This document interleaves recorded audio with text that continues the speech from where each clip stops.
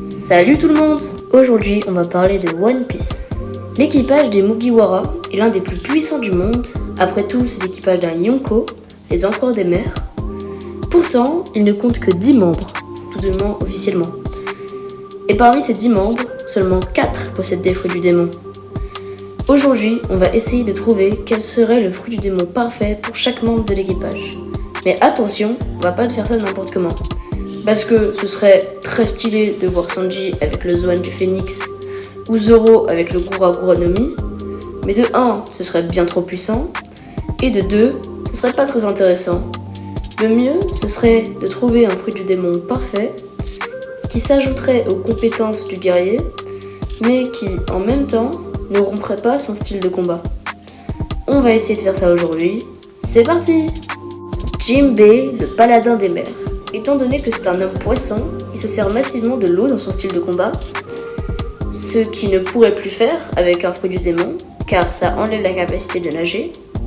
Seulement, certains fruits du démon permettent de contrôler des liquides bien plus puissants que l'eau, comme le Doku Doku no Mi de Magellan, qui permet de contrôler le poison, qui est un liquide, donc Jinbei pourrait s'en servir, mais qui est très dangereux.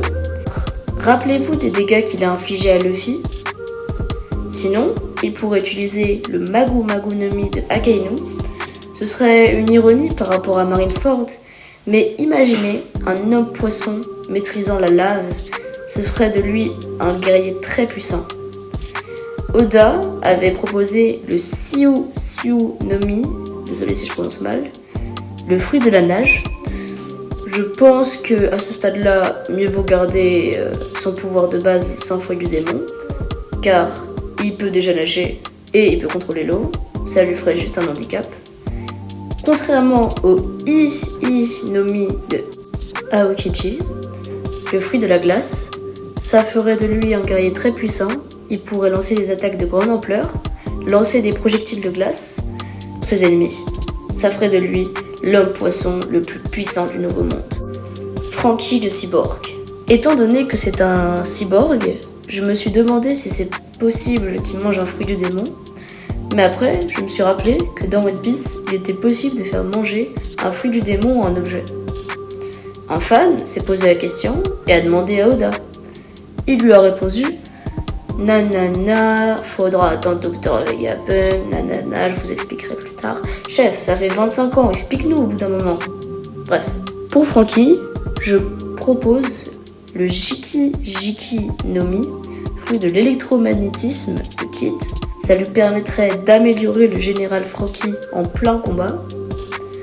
Sinon, le Baku Baku no Mi, fruit du glouton de Wapol. Imaginez un robot qui peut fusionner avec n'importe qui ou n'importe quoi pour devenir encore plus puissant. Ce serait le rêve tout constructeur de bateau et ça ferait du général Franky le robot le plus puissant du Nouveau Monde.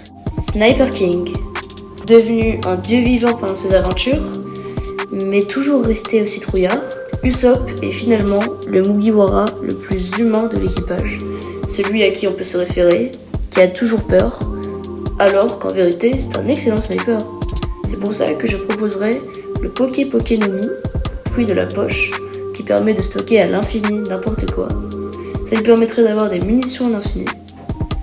Sinon, le Puki Puki no Mi, le fruit des armes, permettrait de faire pop n'importe quel type d'arme sur son corps. Parce que, on va pas se mentir, les lance-pierres c'est très stylé, mais pouvoir créer un sniper lourd, c'est un peu plus efficace. Sinon, le Gilo Gilo no Mi, fruit de la clairvoyance, qui permet de voir à travers les murs, à travers les objets. C'est très stylé, mais finalement, le Haki de l'observation ne ferait-il pas la même chose?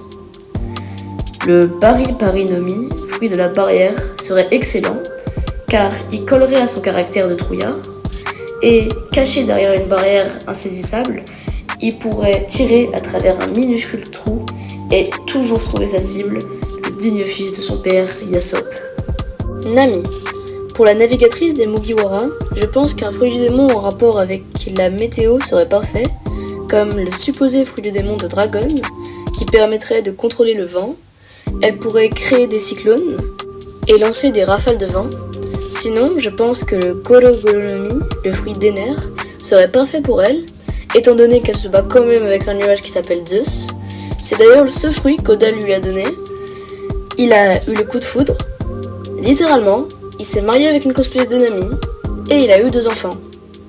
Sinon, en quittant le domaine de la météo, le Inu Inunomi, fruit du Kitsune, un fruit permettant de se déguiser en n'importe qui et de prendre son apparence, serait parfait pour une voleuse et lui permettrait de renouer son lien avec l'illusion, comme elle nous l'avait montré à Agnès Lobby. Ça lui permettrait de devenir la meilleure navigatrice du nouveau monde. Sanji. Tu le sais, je le sais, Sanji a toujours rêvé de posséder le Suike Suikenomi, fruit de l'invisibilité, pour devenir invisible et Tenma Nami Sodouche, les ennemis sur le champ de bataille, capable de voler, de devenir invisible, de produire des flammes, d'asséner des coups surpuissants, ultra rapide, ultra BG, cet homme est parfait. Heureusement qu'il n'existe pas en vrai, hein. Et merde.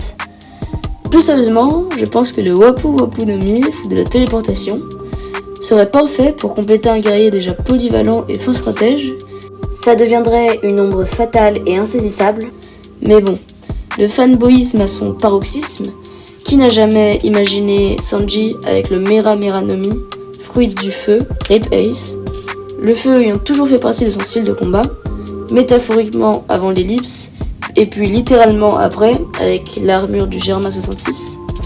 Ayant toujours utilisé le feu de son amour dans ses combats, ça ferait de lui le meilleur cuisinier du nouveau monde, et peut-être qu'il pourrait enfin dépasser Zoro.